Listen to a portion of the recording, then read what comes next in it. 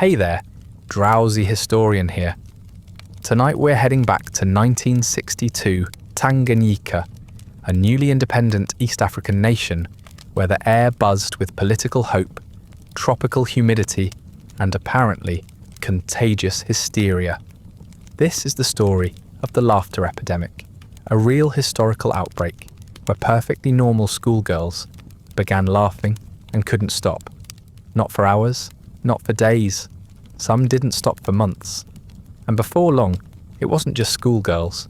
It was villagers, teachers, shopkeepers, entire communities doubled over with breathless, involuntary laughter that wasn't joyful. It was terrifying.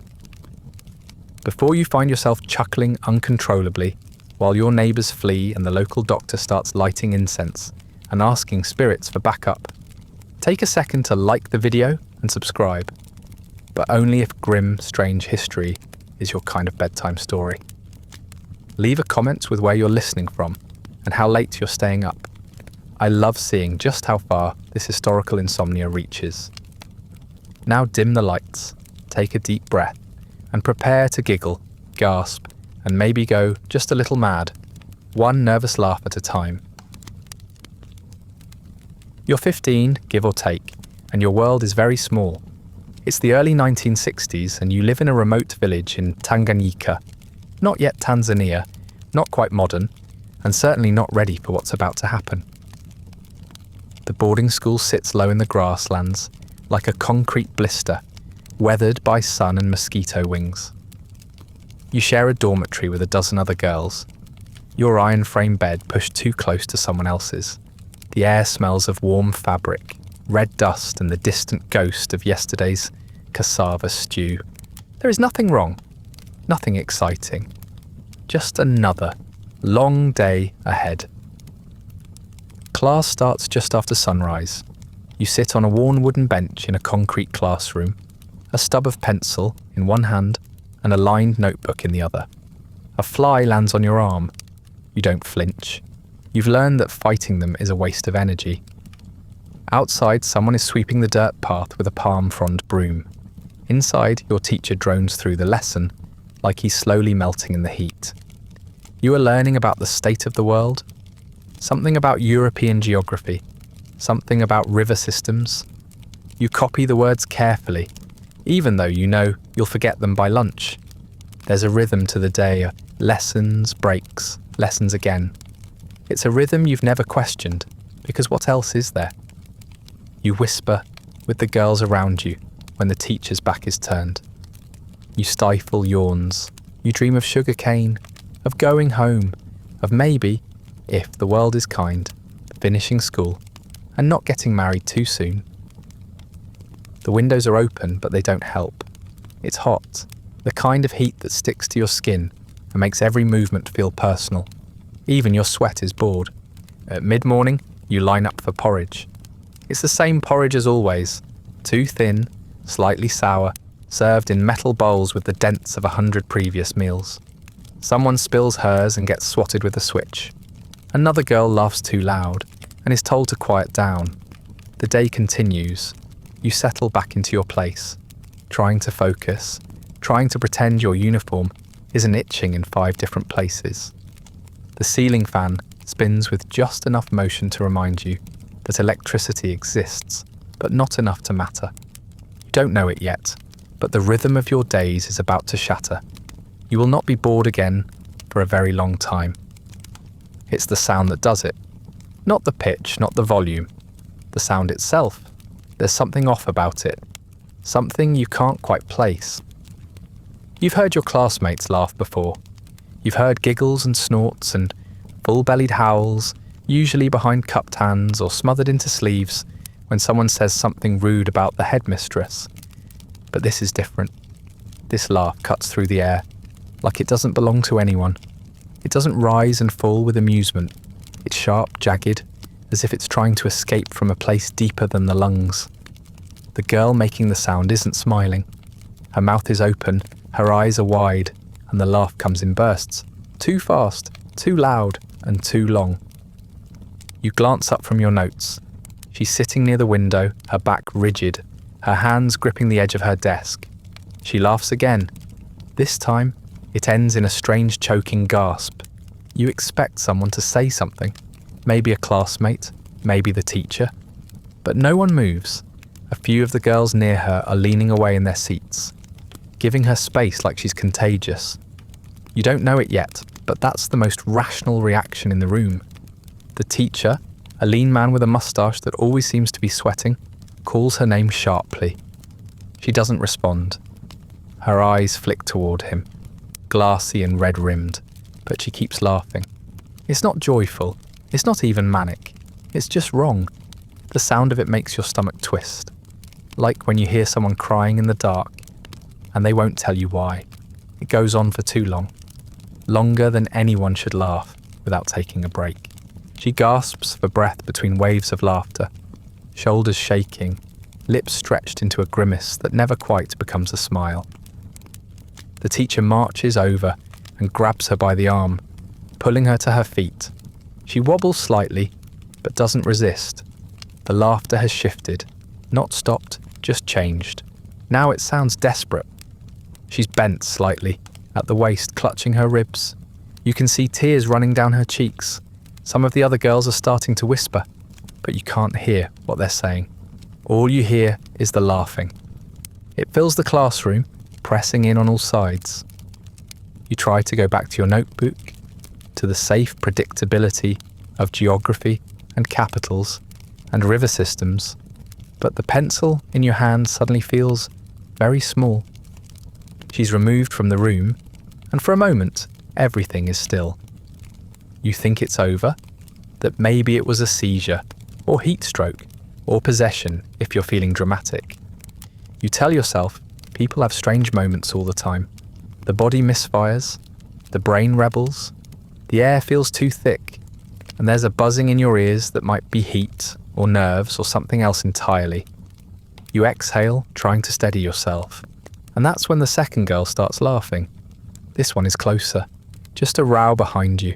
It's quieter at first, controlled. A tight little chuckle that sounds at first like it might be mocking the scene that just unfolded, but it keeps going. Her friends look at her nervously. She covers her mouth, eyes wide, but the sound slips through her fingers, like steam. Then a third girl joins in, then a fourth. None of them are looking at each other anymore. The laughter is no longer shared. It's happening in parallel, disconnected. There are no jokes, no stories, no cause, just laughter spreading from person to person, like spilled ink. Your teacher stares, frozen. He's not writing on the board anymore. He's not saying anything. His arms are crossed, tight across his chest. You imagine he's trying to calculate whether this is a discipline problem or a medical one. You imagine he's failing. You're still not laughing, but something inside you has started to itch. A pressure, somewhere behind your ribs, a nervous energy creeping up your spine like a cold hand. You shake your head and blink hard. It doesn't help. One of the girls is now fully doubled over. Her face is bright red. She keeps gasping, clutching at her sides, tears streaming down her face. It looks painful. You feel a tug in your own chest, not sympathy, but something physical. Your throat tightens, your breath catches, your lips twitch. No, you shake your head again, harder this time, and grit your teeth. But the laugh slips out anyway. A small, high-pitched thing, barely a sound, more like a hiccup than humour. But it's enough. You feel something inside you give way, like the breaking of a thread. Another laugh bursts out, this time louder, then another, and another. You're laughing now. It feels involuntary, like sneezing, like coughing. Your eyes widen in confusion, but the laughter keeps coming. The girls around you are in various stages of collapse, some lying flat on their desks, others gripping their stomachs, some staring into nothing as the laughter racks their bodies. It's chaos without movement. A room full of people stuck inside themselves, laughing until the world blurs. You don't even know why you're doing it. You aren't amused.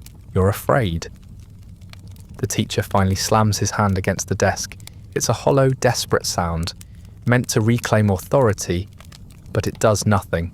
He tells everyone to quiet down, that this is nonsense, that they're all behaving like fools, but he looks pale and his voice is shaking. You all know, that whatever this is, it isn't normal. Your mouth feels dry, your jaw aches, your sides hurt in that sharp, not funny way. You try to stop, but it's like trying to unsneeze. You clutch the sides of your bench and stare at the floor, willing yourself to breathe, to calm down, to stop. The laughter fades for a few seconds, and you almost believe it's over. Then another girl begins to shriek, not from fear, not from pain, but from laughter so intense it sounds like she's being exorcised. Something is happening, and whatever it is, you're already part of it. The laughter doesn't fade, not really. It dips and rises like waves on a windless lake, never stopping, just shifting from voice to voice. By now, it's no longer confined to your classroom. The sounds leak through the corridors, trickling under doors and through windows, like an invisible gas. You hear it echoing down the hall, distant at first, then nearer. Another room, another group of girls breaking down in fits of laughter that don't sound entirely human. You don't know what's causing it. You don't know why. You only know that it's happening again, and again, and again. Your face feels flushed and tight. Your cheeks ache from the constant clenching. Your mouth has gone dry, and your throat scratches with each breath you try to steal between involuntary bursts. It stopped being funny hours ago, if it was ever funny at all. Now it's just exhausting. Every spasm of laughter twists your stomach into knots. Your ribs pulse like bruises with each convulsion. And still, you keep laughing. So does everyone else. Some of the younger girls are crying as they laugh, their voices breaking, their tiny frames shaking with something that feels more like panic than amusement. Others rock back and forth, hugging themselves, giggling into their knees. The noise fills every inch of the school like smoke. There's no silence anymore, just giggles and gasps and the occasional shriek. At first the teachers tried to control it. Raised voices, threats, demerits, a few sharp slaps across the hands of girls who wouldn't sit still. None of it worked. The laughter didn't care about rules or punishment or shame. One teacher tried to pray over the class. You remember watching him clasp his hands together, eyes clenched tight, chanting under his breath as the sound of laughter swallowed his words. He didn't finish the prayer. He just left the room, his face grey and his hands trembling. You suspect he might have started laughing too. The headmistress called an assembly that afternoon, or tried to.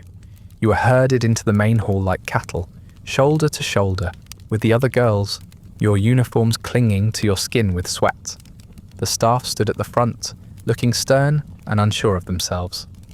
One of them shouted for silence, but the laughter never stopped long enough for anyone to hear. You don't remember what they said. You only remember that no one listened. A girl near the front collapsed to her knees, howling with laughter that sounded more like sobbing. That was the last time the teachers tried to gather everyone in one place. Now the school is chaos. The dormitories echo with it. You can't eat without choking on laughter. You can't sleep through the noise. You try stuffing a rag into your mouth one night, hoping the pressure will stop the convulsions. It doesn't.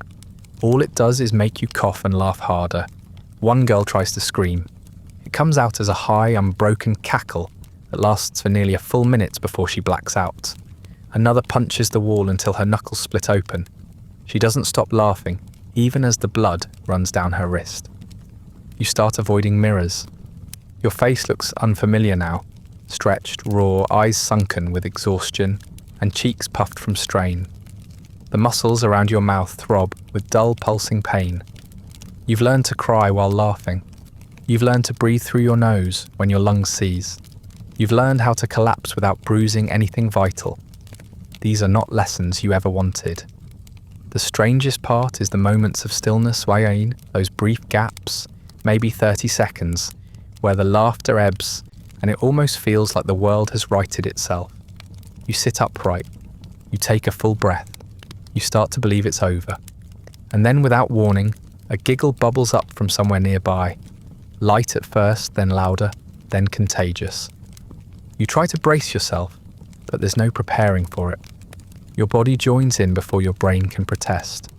The giggling spreads again, like fire licking up dry grass. The teachers have stopped trying. A few have locked themselves in the administration offices. Others wander the campus, with vacant eyes muttering things like stress reaction and mass delusion. You overhear one muttering to himself about curses. Another insists it's a political protest. None of them agree on anything. None of them are laughing, at least not yet. But they look afraid, like people watching a fire that refuses to burn out. Meals are erratic now.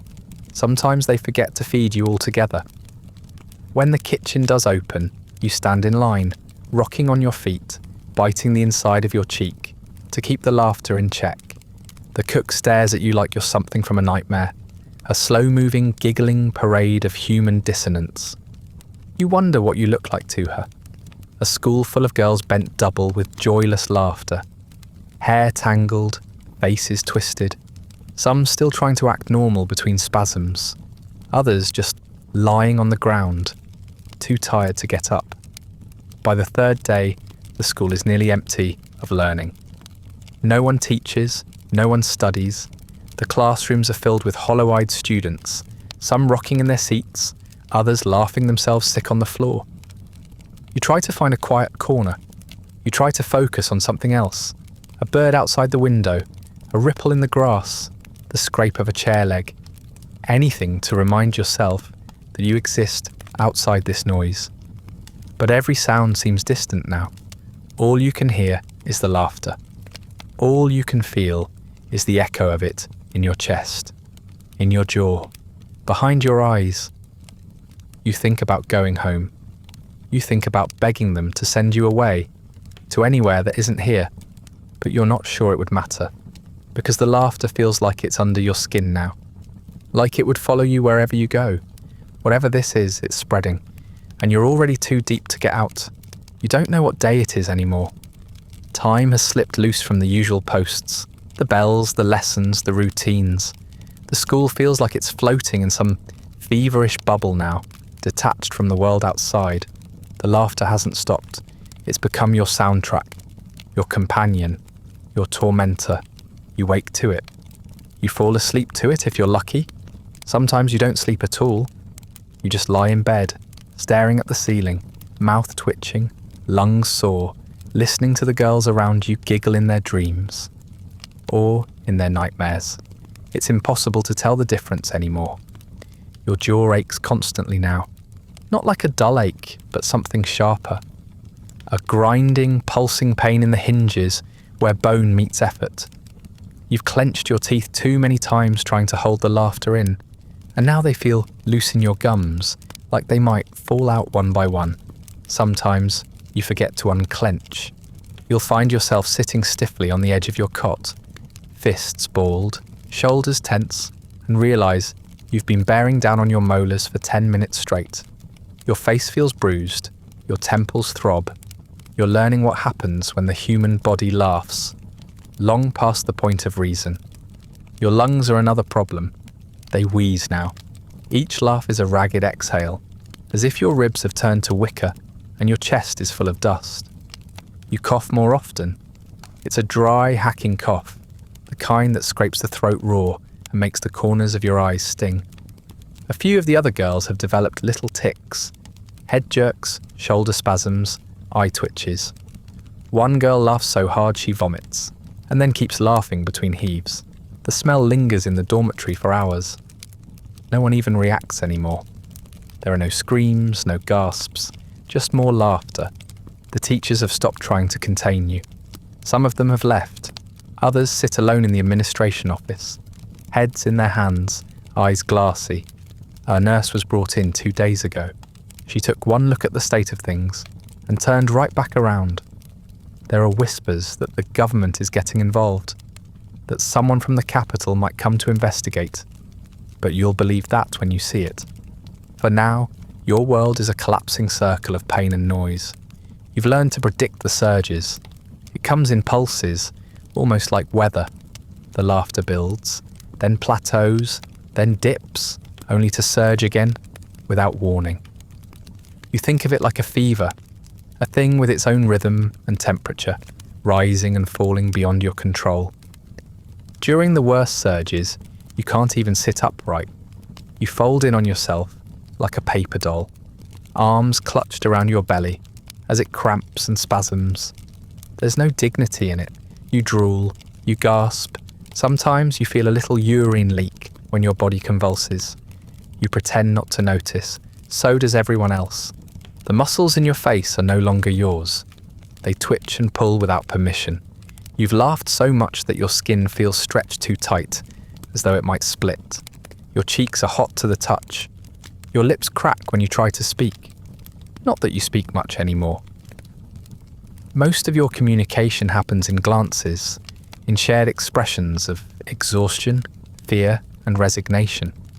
Words take energy. Laughing takes enough. The younger girls have started crying more frequently. Some sob between giggles. Others wail full-throated while their mouths refuse to stop spasming. One collapsed yesterday and didn't get back up for a while. You watched her breathing shallow and uneven as two older girls fanned her with their hands and tried to keep the flies away. She woke up laughing again, her voice hoarse and strange, like it was coming from someone else's throat. You've stopped hoping it'll end. Hope takes effort.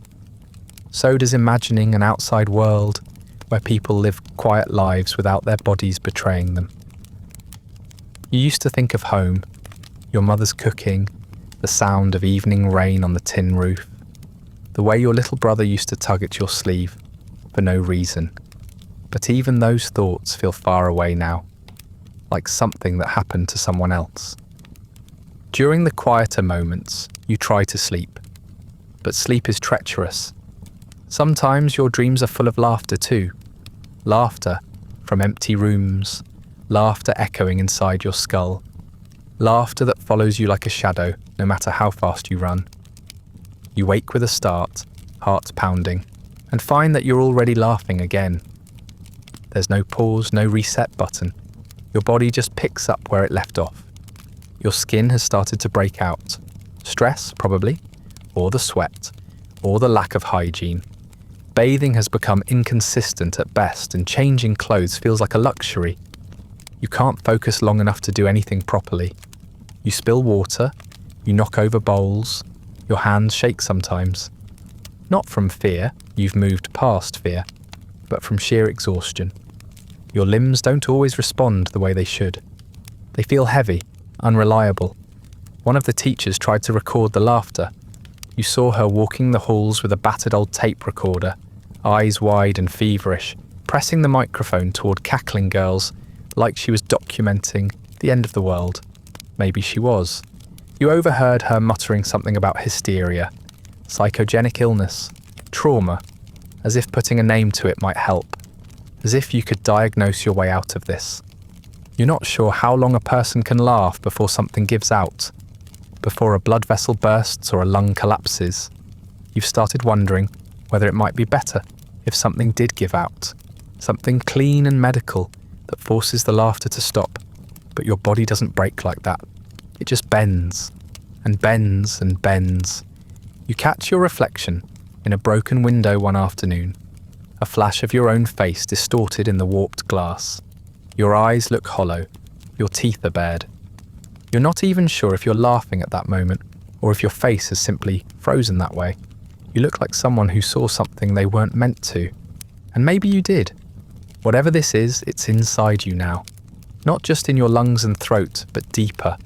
Somewhere behind your eyes, in your breath, in your bones. You're not sure who you were before the laughter started, and you're not sure who you'll be if it ever stops. They shut the school down on a Thursday, though the days have all started to blur. There's no ceremony to it, no final bell, no stern announcement. Just a quiet decision, whispered among staff, and passed from mouth to mouth like a rumour that turns out to be true. You're going home. Or rather, you're being sent home. Expelled not for bad behaviour, but for something worse, a medical mystery no one wants to touch. The walk back to your village feels longer than usual. There's no bus, no escort, just a loosely formed trail of students staggering across the scrubland like the aftermath of some surreal pilgrimage. The heat hangs in the air like syrup. Your bag, light as it is, feels like a sack of bricks slung over your shoulder. The other girls walk near you, but don't speak. Some are laughing still, soft, occasional bursts like hiccups. Others are silent, their eyes fixed forward, as if they believe they can leave the laughter behind with every step. You try not to make a sound, but your shoulders shake every few minutes, and you have to bite the inside of your cheek to keep the laughter from escaping. It doesn't work. Your mother opens the door with a look of surprise that shifts into something more complicated. She wasn't expecting you for weeks. The other villagers weren't either. You hear the murmurs start almost immediately, voices carrying over low fences and down dust-packed paths. The school has closed. The girls are sick. Something happened. Something strange. Inside, your home smells the same. Smoke, oil, a trace of dried fish. It should be comforting, but it isn't. You sit on the woven mat in the main room, and your mother brings you food you can't finish. Your father doesn't say much. He watches you over the rim of his cup, his brow furrowed, as if studying an animal he doesn't recognize. Your younger brother pokes his head around the corner, then disappears. You can feel their unease settle in like fog. The laughter returns during the meal. One moment you're sipping thin porridge. The next, your spoon clatters to the floor as your chest convulses and you start to giggle. You try to wave it off, pretend it's nothing, but your body doesn't cooperate. You double over, laughing through clenched teeth, tears blurring your vision. Your mother moves to your side, putting a hand on your back. Your father stays seated, still watching. It's from the school, you manage to choke out between gasps. Everyone has it. Your mother exchanges a look with him that you aren't meant to see, a silent question, a flicker of fear. They let you rest that night. You lie on your side under a mosquito net, hands pressed to your belly, trying to breathe in the dark. The laughter comes in waves. You muffle it with your pillow. You don't want to scare your brother, who's sleeping nearby, or your mother, whose footsteps you hear pacing the other room. You wonder if she's praying. You wonder if it will help. In the morning, she brings in the pastor. He's a short man with kind eyes and a voice like warm gravel. He kneels beside your mat and asks you when the laughter started. He speaks softly, carefully, as if the wrong tone might set you off. You answer as best you can. He asks if you've been cursed, if you've made anyone angry. You want to tell him that none of this makes sense, that it started out of nowhere and never stopped. But instead, you start laughing again. Right in the middle of a sentence, your body shakes, your eyes fill with tears. The pastor crosses himself and whispers something under his breath. Later, your mother brings in a herbalist. She burns leaves in a clay pot and waves the smoke over your body. She paints your forehead with thick paste and mutters a chant you barely recognize. You try to be still, you try to believe, but the laughter comes anyway, sharp and sudden. Your limbs twitch, your back arches slightly off the mat. The herbalist clicks her tongue and shakes her head. The next day, your father takes you to the clinic. It's a one-room building with peeling paint and a single overworked nurse. She checks your temperature, your pulse. She asks you questions you've already answered a dozen times. Then she scribbles something on a pad and tells your father it's stress, or trauma, or perhaps a reaction to the pressure of school. She gives you tablets that make you dizzy and dull but do nothing to stop the laughter. You take them anyway, hoping for a miracle that doesn't come. You try to help around the house. You sweep the floor. You sort beans. But the laughter gets in the way. Your hands shake. You drop things. Your brother starts keeping his distance. Your father grows quieter by the day. You hear your mother whispering to a neighbour that maybe the school let something loose, something spiritual. You want to scream that you're not possessed, that you're not making it up, that you just want it to stop. But when you open your mouth, All that comes out is another ragged, breathless cackle. The village begins to talk. You see it in their eyes, in the way people glance away when you walk by, in the way they speak to your mother with lowered voices and folded arms. A girl from the next village came back from school laughing too. Now she can't walk without stumbling. Another girl went missing. Her family says she's staying with relatives, but no one's seen her. You start to hear the word curse more often. People joke less around you now. You try to keep yourself busy. You try not to think, but every task is haunted. You boil water and the laughter comes. You peel cassava and your fingers tremble from the effort of holding your breath between spasms.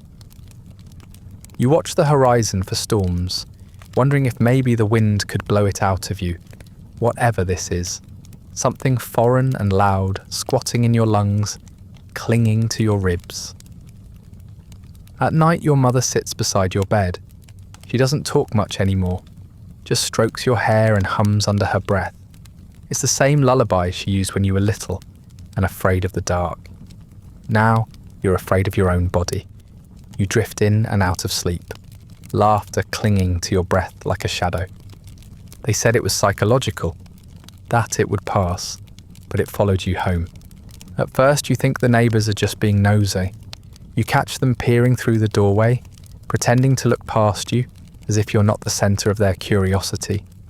When you laugh, not from joy, but from the sick spasmodic reflex your body won't quit, they flinch. You don't blame them. If you saw someone laughing like that, you'd flinch too. But over time, their glances stretch into longer stares, and then into something else entirely. Familiarity. It begins with the woman who sells maize near the well. You've known her your whole life. She's not particularly cheerful, never was. She has a way of muttering her prices, like she's daring you to argue. One morning you see her sitting beside her baskets, arms folded over her chest, giggling into the dirt. At first you think she's drunk, or maybe having a joke with someone behind you. But when she looks up, you see her face, wide-eyed, mouth twitching, laugh ragged and breathless. She doesn't stop. She doesn't even blink. Later that same day, a boy your brother's age starts laughing in the middle of helping his father repair a fence. He drops the hammer, folds over like someone's punched him in the stomach, and starts howling with laughter. His father watches, stunned, not sure whether to comfort him or drag him inside. By sundown, 2 more women in the village are laughing, then 3, then 5. Some try to hide it, ducking into doorways, covering their mouths with their shawls, but you recognise it now. It's not something that can be hidden for long. Word travels fast in a place like this, faster than trucks or telegrams. People arrive from neighbouring hamlets to ask questions, to stare, to offer half-baked remedies and completely baked theories. They bring herbs, prayers, oils and speculation. They claim to have seen similar things in the past, though none can agree on the cause. Some say the girls brought it from the school, like a sickness picked up from bad air. Others whisper about punishment, the kind only spirits can deliver. A few insist it's just nerves, something harmless that will burn itself out. You want to believe that, you really do. But then the schoolmaster's wife starts laughing, and she's never even met you. And a week later, a man from a village, 10 kilometres away, collapses on the road into town, wheezing through hysterics, his knees scraped raw from falling over and over again because he couldn't stop laughing long enough to walk straight. By now, the laughter has stopped being local. It's not just your problem, not just your village. It's a thing, a phenomenon, as one visiting teacher from the district office calls it. A real one. An actual adult with credentials who scribbles notes in a pad as your neighbours laugh themselves breathless in the background. He talks to your mother, to the pastor, to the few teachers who haven't locked themselves in their homes. Then he vanishes again, back to wherever people with clipboards go. The laughter spreads like a rumour. You begin to hear stories from places you've never been, villages where people collapse in the markets, laughing so hard they can't sell their goods. A woman in a distant hamlet who hasn't slept in 3 days because her husband keeps waking up, laughing in his dreams. Children who can't attend school because the sound of someone coughing sends half the class into hysterics. The maps in your head stretch wider with every tale, every name, every aching body overtaken by something none of you can name. One morning you wake to find your father sitting in the doorway, staring out into the pale light. He's not laughing, but his hands are clenched and his breath is shallow. He looks older than he did the day before. He looks afraid. You sit next to him and say nothing. He doesn't speak either. The laughter comes in the afternoon, as it always does. An hour of relative quiet shattered by a sudden noise from the neighbour's courtyard.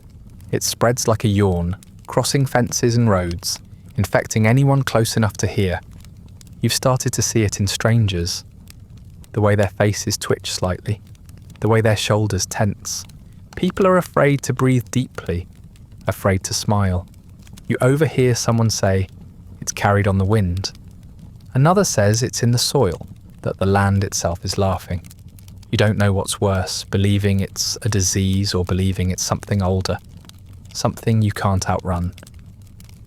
One afternoon, you go to the well for water. The path there is quiet, unusually so. The air is thick with heat and unease. As you approach, you see a woman standing beside the well, clutching the rope, tears running down her cheeks as she shakes with laughter. No one's with her. No one's helping. You freeze. Your own mouth twitches. You can feel it building, a pressure in your ribs, a vibration in your throat. You close your eyes and count to 10. You press your teeth together until your jaw throbs. You walk away without filling the bucket. In the evenings, the village grows quieter, as if everyone is holding their breath, but it never lasts. The laughter always returns, sometimes near, sometimes far, sometimes from places so distant you wonder how sound can travel that far. It feels like the whole world is laughing now, not a chorus, but an infection, asynchronous, unpredictable, cruel. It follows you into sleep and wakes you in the morning. You wonder if there's anyone left untouched, anyone still immune. One night your mother tries to comfort you. She holds your hands, her voice soft and thin. "It's just a passing thing," she says. "It has to pass." But you hear the tremor in her words, the lie she tells both of you. She's seen what you've seen. She's heard the stories. She knows this doesn't behave like anything that passes. You start to dread the quiet, because the quiet always breaks. And when it does, it brings laughter with it. Brittle, bloodshot, and echoing with a sound that has nothing to do with joy. No one thinks it's funny anymore. Time no longer means much. You used to measure your days in routines: breakfast, chores, evening light, the metallic sound of utensils scraping bowls. Now you measure them in waves. Laughter comes and goes like tides, sometimes rising gently, sometimes crashing over you without warning. Some days the laughter comes in the morning, after your first bite of food. Other times it hits you at dusk, while you're rinsing your hands in a basin or listening to someone speak about how things used to be. You try to prepare for it, to track it, to anticipate the rhythm, but it's never consistent. It never makes sense. Your ribs hurt more now than they did when it started. Not just sore, bruised, swollen, like something inside you is trying to punch its way out through bone. You've pressed your fingers gently along the sides of your chest and winced at the tender spots. The laughter isn't light anymore. It's full-bodied, racking. It leaves you breathless and half-conscious sometimes, collapsed in a heap, like your bones forgot how to hold you up. People look at you differently now, not with pity, not with suspicion, just resignation, as if you've become furniture in a house no one lives in anymore. You stop sleeping the way you used to.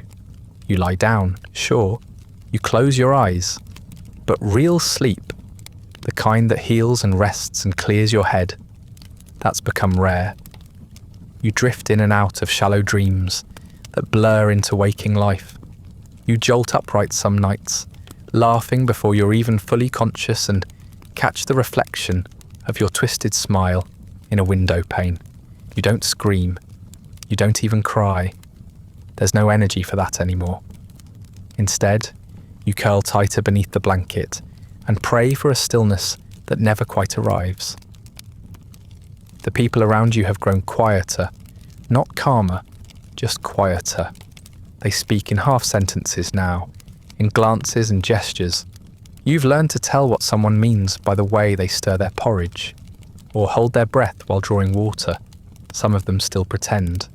They talk about weather, or the next market day, or how the maize is doing this year, but the conversations always trail off. The laughter is always close. You can feel it under your skin, even when you aren't making noise. It lives there now, patient, rhythmic, waiting. You try not to think about how long it's been. Days, certainly. Weeks, probably. You don't know exactly. No one's keeping track. The radio hasn't worked in a while, and no one seems interested in fixing it.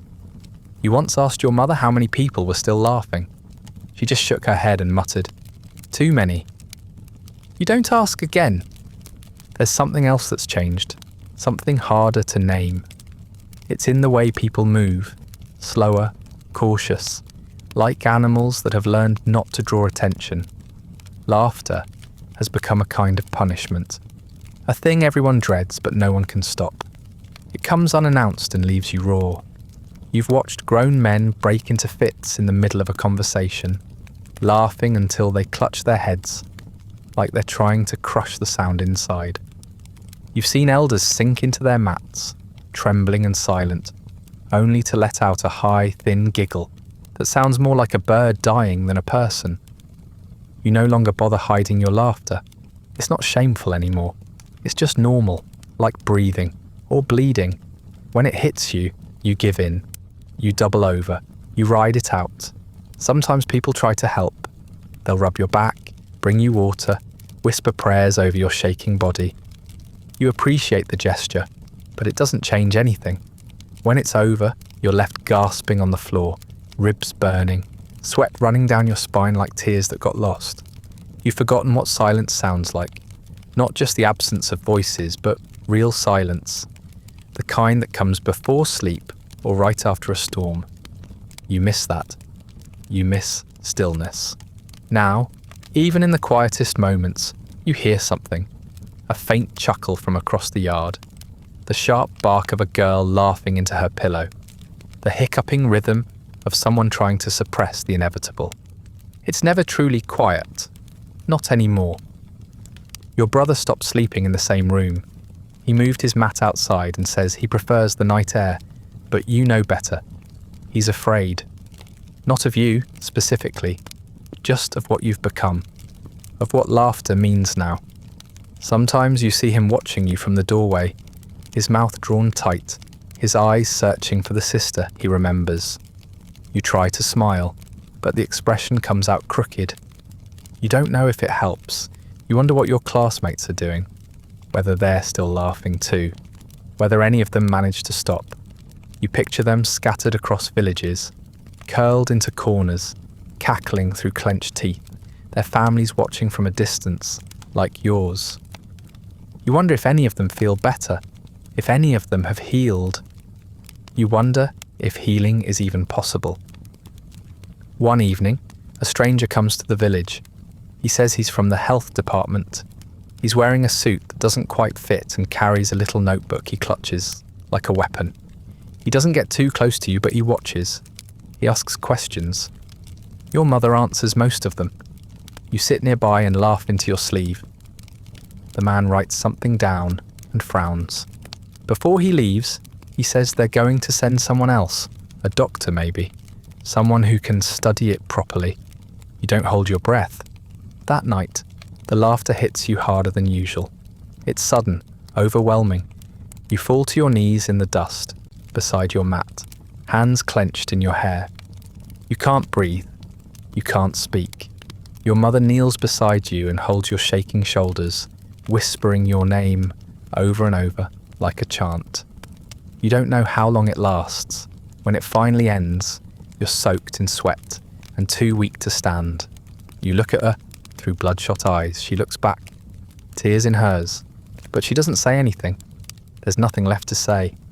You're still laughing, and the worst part is you're starting to forget what it felt like not to. The theories arrive long before any help does. They drift in with the same weary travellers who bring salt, soap, and second-hand news.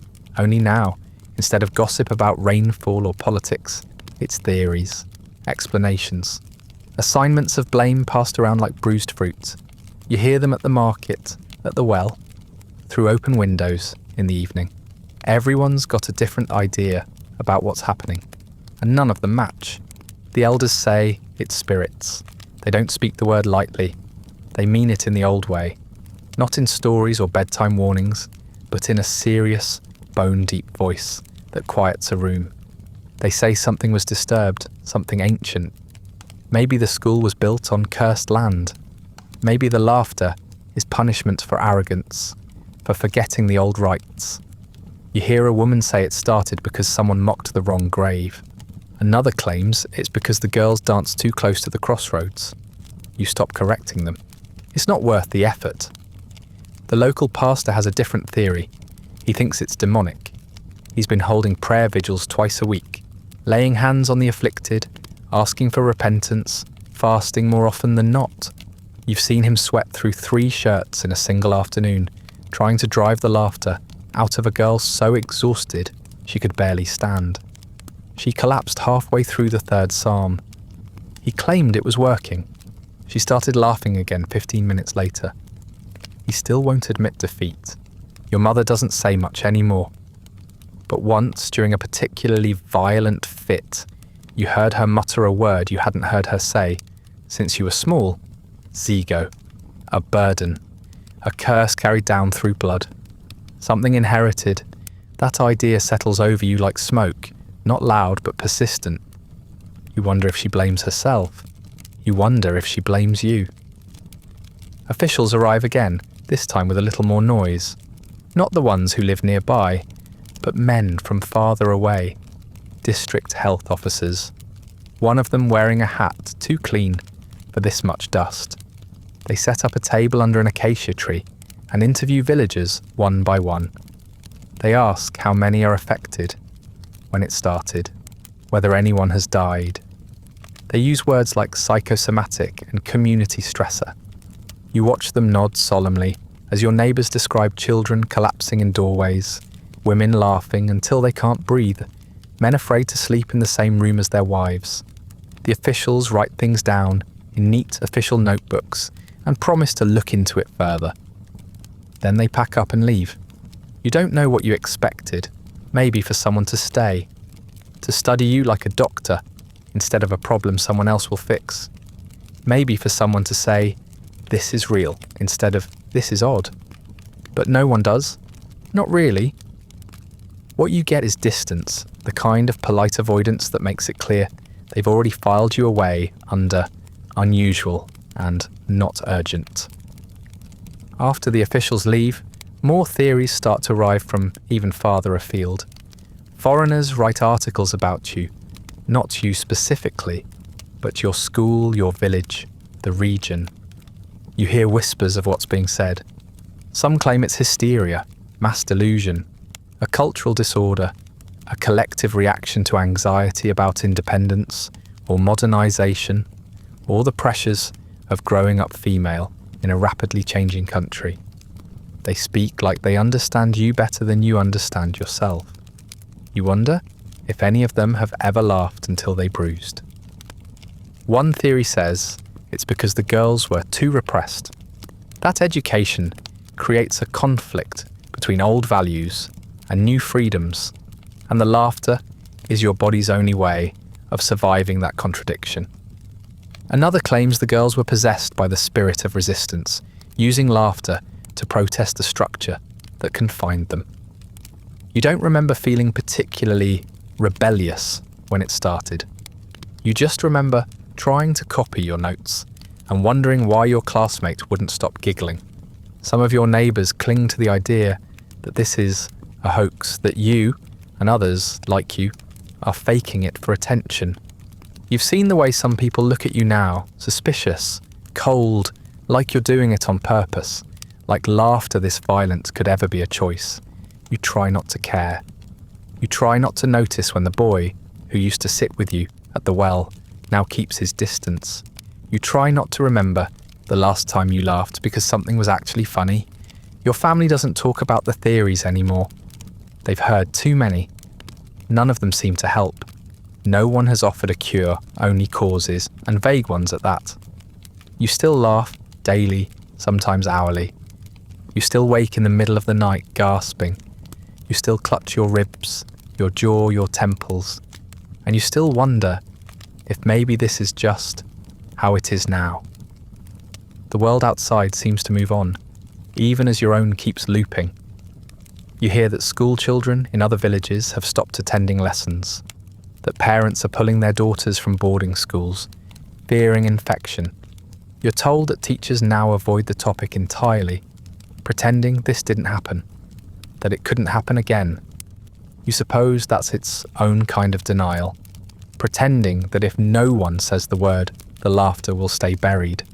Sometimes you sit beneath the mango tree behind your house, far enough away that the neighbours can't see you, but close enough for your mother to hear if you collapse. You sit very still, breathing through your nose, focusing on the feel of the dirt beneath your fingers. You try to be quiet. You try to remember what it felt like before your body betrayed you, but the silence never lasts. The laughter always returns, soft at first, like a sigh, then louder, then uncontrollable. Everyone has their story about why this is happening. Everyone has their favourite version of the truth. But none of those stories change the fact that you're still shaking, still gasping, still aching in places you didn't know could hurt. Theories are cheap. Pain is expensive. And none of them, not the spirits, not the experts, not the whispers or papers or half-baked philosophies, have offered you a way out. You keep laughing anyway. They start by closing the schools, not just yours now, but others, every institution touched by the laughter, and even those that haven't been yet. It's a precaution, they say, a sensible step, until this passes, as if the laughter might just lose interest and move on like a bored animal. Your old teachers return to their homes, looking older than when they left. A few refuse to speak about what happened. One has reportedly moved inland without telling anyone where he's going. You don't blame him. Then they begin isolating the sick. It starts small. A girl is sent to stay with an aunt in a neighbouring village for her recovery. A boy who starts laughing uncontrollably at the water pump is confined to a hut with thick curtains drawn over the door. Someone suggests building a shelter for the afflicted outside the village. Just for a while, they insist, just until it's safe. The implication is clear. You are not safe. You're not moved, not yet, but it's only because your laughter is intermittent now, predictable in a way. Your family keeps you close, but separate. You eat after they do. You sleep in the corner farthest from your brother. No one says you're quarantined, but the absence around you says it for them. They bring your meals on a different plate, rinse your cup separately, watch you from the corners of their eyes like something might explode out of your mouth at any moment. And often something does. Quarantine sounds simple, in theory. Contain the problem, cut it off, give it time to die, but the laughter doesn't follow rules. It ignores walls and schedules and soft-spoken prayers. You hear it at night, from other homes across fields, in the hills, laughter without context, without cause. A giggle here, a choking gasp there. It creeps in like humidity. You can't bar the door against it. You can't pretend not to hear it. You know that others are hearing you too. The health officials return, this time with more supplies and longer words. They speak of medicine now, pills, tonics, injections, sedatives. They try calming people down, pushing their bodies into stillness while the mind reels. You're given a tablet that makes your arms feel heavy and your vision blur. It doesn't stop the laughter, but it slows your reaction to it. You don't convulse anymore. You just sit and wheeze and leak tears as the laughter spills out like steam from a cracked pot. Some families turn to stronger measures, tying hands to bedposts, keeping children indoors around the clock. You hear of a girl locked in a granary for 2 days because her parents didn't want the neighbours to see her condition. She came out blinking and hoarse, her lips cracked and bloody, but still laughing. Whatever this is, it doesn't obey punishment. It doesn't respond to control. People try noise, they chant, they sing. A travelling preacher brings a megaphone and declares that if the laughter can get in, then the Lord's voice can be louder. He's wrong. The megaphone breaks after someone kicks it during a fit. The preacher leaves without finishing his sermon. The herbalist tries smoke, thick, choking fumes that make your eyes water. They burn roots and resins, sweep the rooms with fronds, shout old words in older languages. You sit through one such cleansing, your head wrapped in cloth, your shoulders hunched as the scent burns your throat. For a few minutes, the laughter doesn't come. You almost feel hopeful. Then someone outside starts laughing again, and the moment dissolves like steam. Even the skeptical start to bend. Men who once scoffed now whisper about curses. Women who rolled their eyes at spirit talk now sweep their doorsteps twice, just in case. Everyone's afraid of catching it, even though no one understands how it spreads. It doesn't act like illness. There's no fever, no rash, no blood. But the moment someone nearby starts laughing, everyone else flinches, holds their breath, waits to see if it's just a moment or the beginning of a collapse. You try to isolate yourself too. You stop going to the well. You don't join your mother in the market. You avoid looking people in the eyes. You think that if you can just shrink your world enough, keep it to the walls of your house, the edge of your mat, maybe the laughter will lose interest, but it doesn't. It finds you even when you're alone. In the early hours of the morning, in the heavy heat of the afternoon, in the brief quiet moments when your mind wanders. It sneaks in like a song stuck in your head, the kind with no lyrics, just a rhythm you can't shake. You don't even know if you start it anymore. Sometimes you hear someone laugh and feel it bloom in your own chest a second later. Other times, you're sure it's your breath that triggers the chorus, a ripple that spreads out into the village. It doesn't matter. Cause and effect have stopped being useful concepts. All that remains is reaction. One of your neighbours, an older man with a limp and no family to care for him, is found laughing in his field, lying flat in the dirt. He doesn't get up. People pass him for hours before someone finally pulls him inside. He doesn't remember how long he was there. His voice is ruined for 2 days. Then he starts again. The laughter changes sometimes. It becomes quieter, more internal. People still convulse, but the sound gets buried, beneath breathing, sobbing, muttering, like it's drilling deeper now, looking for somewhere to settle in your bones. When you do speak, you do it slowly, carefully, as if your own voice might betray you, as if a single wrong note might trigger something in your chest you can't control. And yet, the officials keep trying. More pills, more plans, more temporary shutdowns. But every strategy arrives too late. Every solution works for a day, then breaks under the pressure. The laughter is faster than they are, smarter, hungrier. You've started to think of it like a thing with thoughts, something that doesn't want to leave, because it's already made a home of you. You're kept apart. They say it's for your own good, but it gets in anyway. The officials return with reinforcements. This time it's not just district health workers and clipboard men, it's uniforms, trucks, banners that say things like Public Health Response Unit and Wellness Outreach Initiative. There are doctors, or at least people who look like doctors, white coats, stethoscopes, furrowed brows. They come armed with pamphlets, thermometers, and a vague sense of purpose. You watch from your doorway as they march into the village like they're about to contain a wildfire, using good intentions and hand sanitizer. They set up under a baobab tree and declare it a central evaluation point. Villagers are called forward one by one. They take temperatures, ask questions, Look into your eyes as if the truth might be hiding behind them. You sit when you're told, nod when expected, answer as best you can, though your answers haven't changed in weeks. They write everything down in neat handwriting on thin paper that flutters in the breeze like it might escape if given the chance. One of them asks how you feel. You open your mouth to respond, but instead, you laugh, high and sudden, like your lungs decided to play a joke on the conversation. You try to explain, to force the words around the laughter, but it's like trying to hold water in your hands. The sound spills out whether you want it to or not. The official blinks, scribbles something quickly, and moves on. They offer you a bed in the temporary medical tent.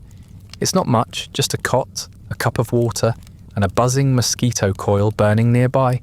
You lie down, because refusing would require energy you don't have.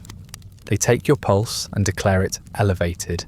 They say you need rest, that this is all probably the result of exhaustion, mental strain, and poor diet.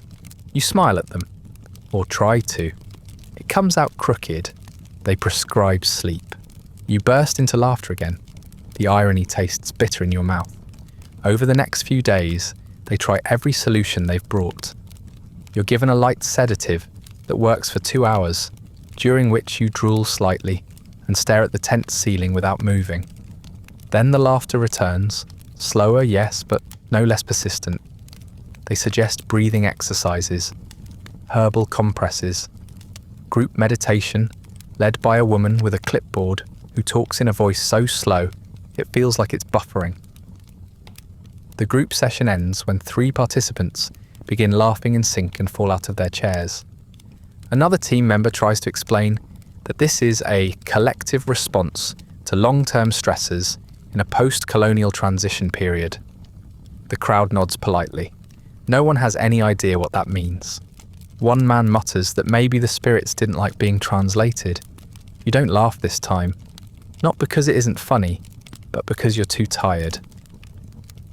Eventually, the health workers begin to retreat. One by one, their enthusiasm dulls. Their notebooks fill up. Their questions repeat. You can see it in their eyes. The slow realization that they don't have an answer either.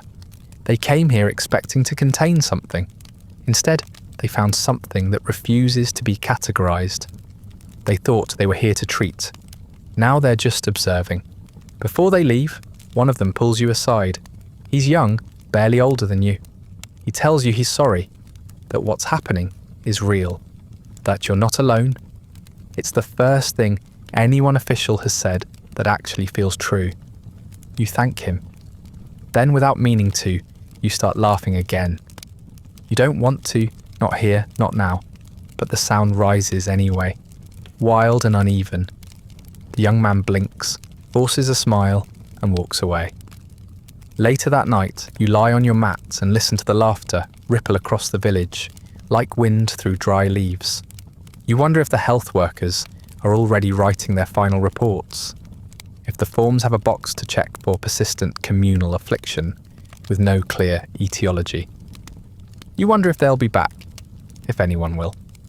The authorities tried everything. You're still laughing. It happens slowly, and then all at once. First, it's just a few shops that stop opening. The woman who used to sell vegetables packs up her table and doesn't come back. The tailor puts away his needles and bolts the door.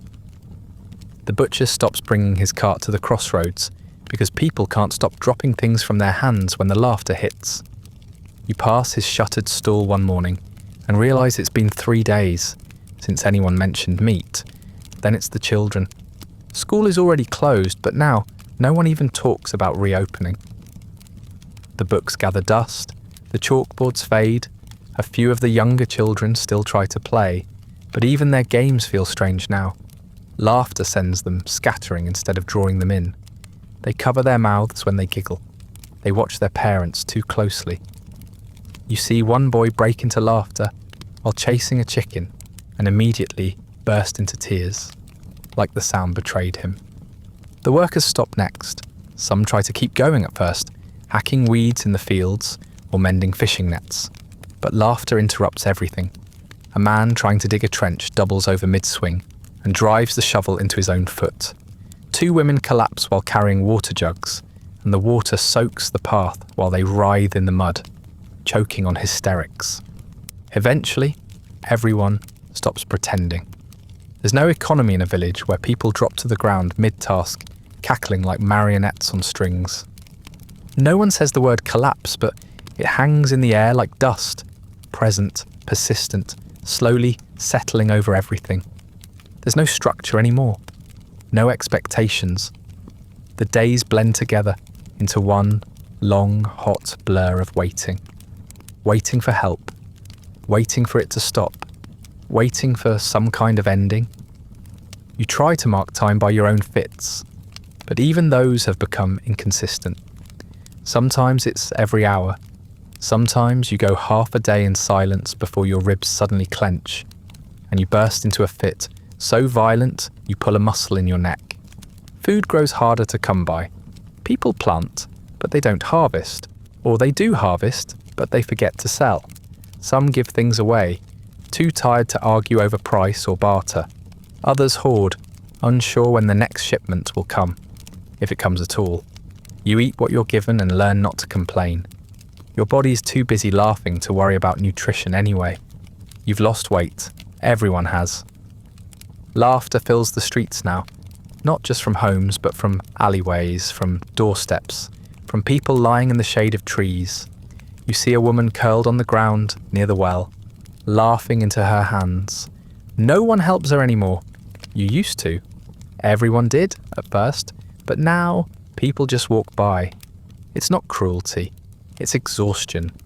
There are too many to help, and no help that works. Your village doesn't feel like a village anymore. It feels like an echo chamber. Laughter bounces off the walls, off metal roofs, off the dirt paths. Sometimes it sounds human, other times it doesn't. There are nights when you lie awake and swear you hear it coming from the hills. You press your hands to your ears, but the sound creeps in anyway. It's in the soil now, in the wind, in your breath. People stop visiting. Neighbouring villages used to send elders, curious teenagers, the occasional wandering preacher. But those visits dry up. You're left alone, a quarantined map dot on the edge of a country that doesn't know what to do with you. The silence from the outside is louder than anything else, even louder than the laughter. Your future used to be something solid, a vague but comforting shape that involved finishing school, maybe working in town, maybe marrying someone kind. Now it's just blank space, a haze. You try to imagine what your life will look like if this never ends, and your mind recoils like you've touched something hot. You don't know if you'll finish school. You don't know if you'll ever work. You don't know if anyone would marry someone who laughs at nothing until her voice gives out. You sit outside one evening, arms around your knees, and watch the sun dip behind the trees. Someone is laughing down the road, but you don't turn your head. It's just background noise now. Your mother sits nearby, mending something with a needle so fine it looks like it's passing through smoke. Neither of you speaks. You're both too tired. A giggle bubbles up from your throat. You clamp your lips shut, but it's too late. It spills out, soft, wheezy, senseless. Your mother doesn't look up. She just keeps sewing, her hands steady, her mouth set. You laugh into your knees until the feeling passes, and then you sit there, quiet again. But you both know it'll be back. The sound has changed. It crept up slowly, like everything else, until one day you realised it wasn't laughter anymore. Not really. It still comes from your throat, still escapes your mouth in short, violent bursts, but the shape of it is different now, sharper, barking. There's no rise and fall to it, no trace of humour, no rhythm that could be mistaken for joy. It's like your body is coughing out something it doesn't want to hold anymore, something hard. When it started, the laughter was strange but recognisably human. Too long, too loud, too intense, but still familiar. Now it's mechanical, rhythmic, like a machine stuck in a loop.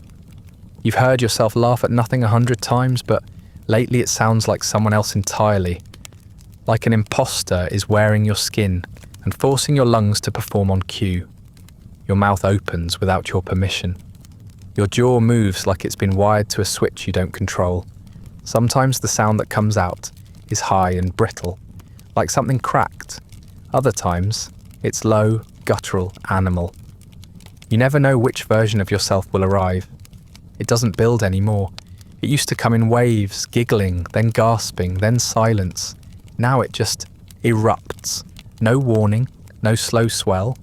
You'll be sitting still, thinking of nothing in particular, when your diaphragm contracts and you're flung forward with a bark of noise that doesn't feel like it came from you. Your spine jolts, your neck seizes. Once your head snapped backward so fast you bit your tongue, and the metallic taste lingered for hours. You laughed through it. There's no emotional connection to it now, no feeling. You don't even flinch when it starts. It's just something that happens, like blinking or breathing. Your body has made it automatic. You've become a puppet, and laughter is the string. It yanks you into motion whether you want it or not.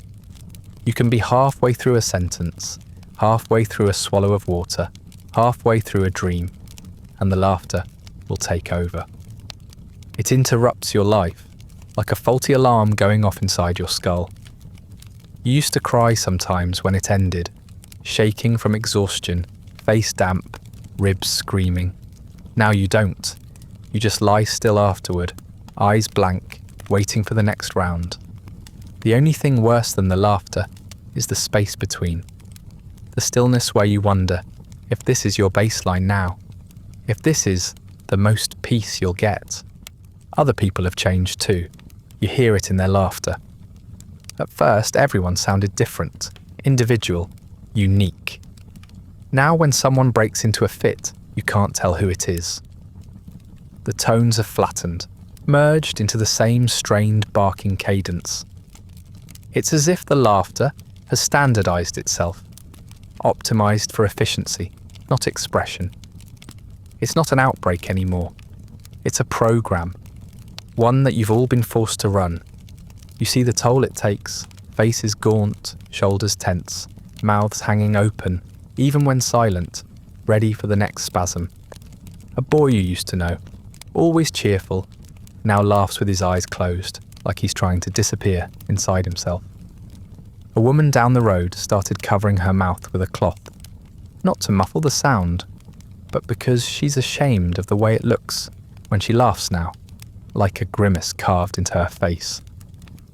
There's no laughter in your dreams anymore, only echoes. Sometimes you dream of a room full of people, standing in silence, staring. You wake up relieved, until you realise the sound is coming from your own throat again. You've stopped trying to explain the sensation to anyone. No one needs it explained. They're all living it. Once you tried to mimic your old laugh in a mirror, just to see what it looked like, what it used to be.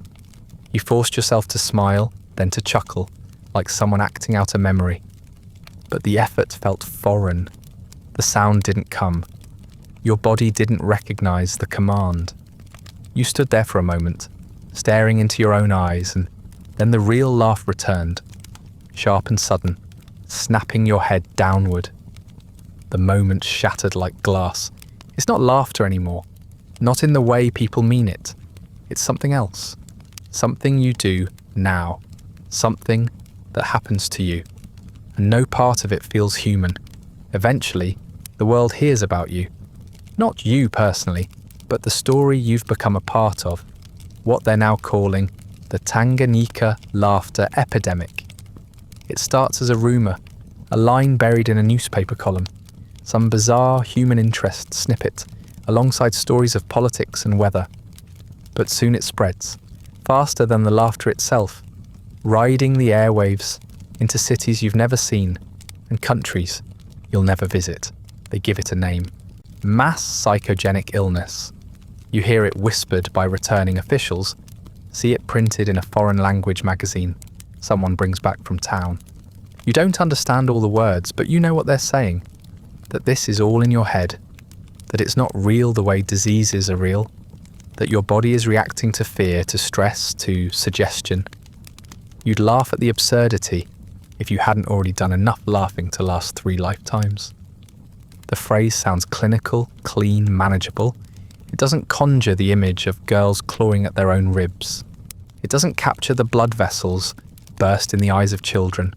It doesn't explain the mothers weeping silently as their sons collapse in doorways, breathless from spasms that feel like drowning. Psychogenic feels like an accusation, as if the pain doesn't count because someone decided it was born in the brain instead of the blood. The reports are everywhere now.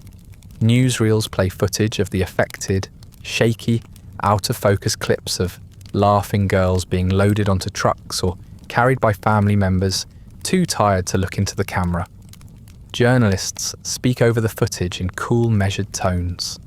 Their voices don't match what you know. They say things like, outbreak of hysteria, unknown cause, no fatalities reported. They don't mention the girl who passed out in the river and never woke up. They don't mention the man who hasn't spoken a single word in days, his mouth locked in a silent grin, eyes gone empty. Foreign experts arrive with their own theories. Most don't stay long. A few take samples, ask questions through translators, and declare it an unprecedented case of social contagion. They compare it to medieval dancing plagues, fainting fits in factories, twitching schoolgirls in European boarding schools. But none of those stories feel like yours. You don't feel like a footnote in someone else's study. You feel like a living wound, still raw, still open, still echoing with a sound you can't silence. You hear that university professors are debating your existence, that some of them think the whole thing was exaggerated, that the numbers don't add up, that rural populations are prone to group suggestibility. They talk about you like you're folklore, like someone should have drawn a chalk circle around your village and labelled it interesting anomaly. People outside your world start joking about it. You hear of comedians in distant countries making skits, headlines with puns, a laughing matter, the giggle plague. The tone is always the same, amused detachment, as if the strangest part of the story is the absurdity, not the suffering, as if laughter is always harmless. You wonder how many of them could last a single day in your skin before their smiles cracked for real. You don't know how many people are still affected. The numbers stopped being counted weeks ago. The laughter has changed so much it's hard to tell when it begins and ends. Some people have gone quiet altogether, not because they've healed, but because their bodies are too worn to make noise. Others still break into fits with no warning, collapsing against walls or into one another. You've seen it so often now that silence feels like the abnormality. Quiet is a stranger you don't trust. From the outside, the world is already moving on. Another story will take your place. Another crisis, another headline. But you haven't moved on. None of you have. You still wake up with aching lungs and twitching lips. You still bite the inside of your mouth to keep the noise in. You still hear the laughter even when it isn't there, an echo that's made a home of your bones. They call it hysteria. You call it survival because you're still in it. And no one from the outside is coming to pull you out. It fades the same way it arrived, without warning, without sense. One day, the laughter simply doesn't come. You wake up, stretch your aching limbs, and wait for the familiar tightening in your ribs, the sudden bark, the involuntary gasp, but nothing happens. Your breath goes in and out like it used to, quiet, uneventful. You stare at the ceiling for a long time, too afraid to move. You don't trust it. You wait for the punchline that never lands. Outside, it's the same. Less noise, less movement. The neighbours aren't laughing either. They're cautious, slower than before, like animals sniffing the air after a storm. You see them walking in small groups again, speaking in low tones, carrying buckets and firewood like nothing ever happened. But the way they look around, nervous, deliberate, tells you everyone remembers. No one says the word over. That would imply it ended. That would imply it made sense. Instead, people just start doing things again. The market reopens, sort of. A teacher visits the village to ask whether school might resume soon. There's talk of repairs, Roads, buildings, routines. It all sounds very official, productive, adult. You sit by the door and listen to the adults talk about recovery while your body still aches from things they refuse to describe. You don't laugh anymore. Not like before, not the jagged, violent fits. But you also don't laugh the way you used to, freely, from joy, at jokes or stories or the sudden thrill of something unexpected. That kind of laughter feels unreachable now, like a language you've forgotten. You try to summon it sometimes as a test, but it feels artificial, like pretending to understand a song you've never heard. People don't ask questions. Not really. Not the big ones. They say things like, "What a strange time," or "Thank God it's past," but no one digs. No one asks why it happened, or how. They fill the silence with movement instead, planting, fixing roofs, returning to old habits like muscle memory. Everyone is tired of theories, tired of fear. The laughter was something that happened to all of you, and now it's something no one wants to carry forward. The experts don't return. You hear nothing more from the government, the health officials, the foreign press. There are no updates, no conclusions. If a final report was written, it never reached your hands. The silence from the outside world feels deliberate now, like they've moved on, filed it all away under unexplained, and left you to resume life inside a house that still creaks from the damage. Your mother talks more now. Not about the laughter, never that, but about chores, food, what needs mending before the rains come. You help where you can, though your energy is strange. Some days your limbs feel like yours again. Others, you're dizzy by mid-morning, lost in a fog of memories you don't want to examine too closely.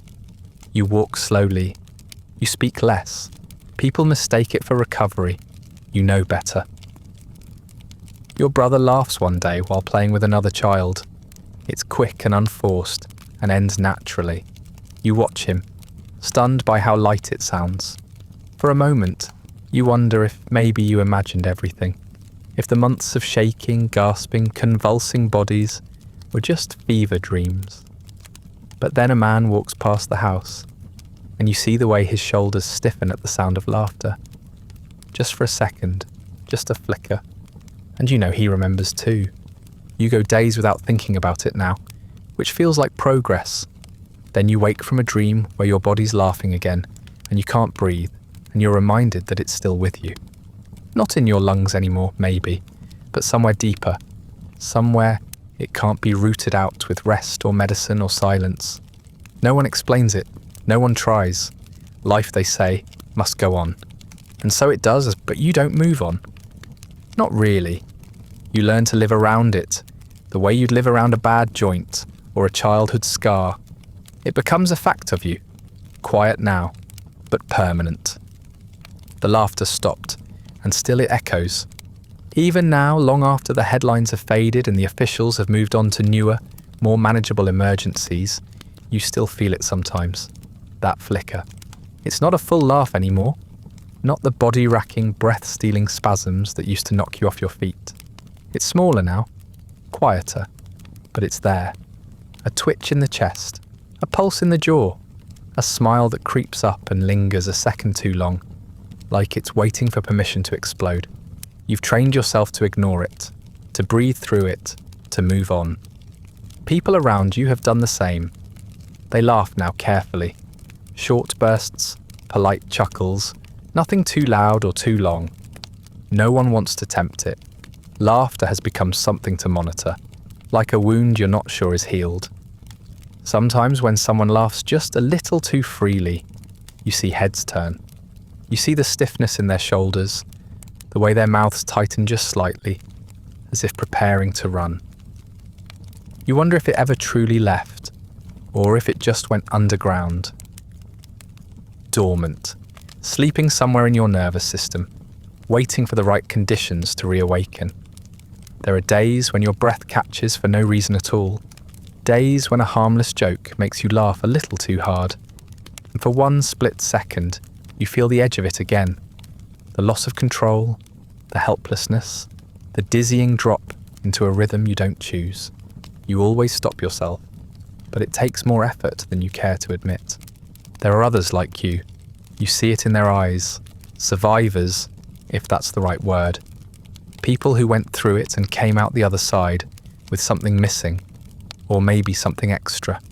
A tension in the spine, a caution in the throat, an awareness of how close the edge still is. You don't talk about it, no one does. But when your eyes meet, you both know. Every so often, someone in another village starts laughing in a way that sounds wrong.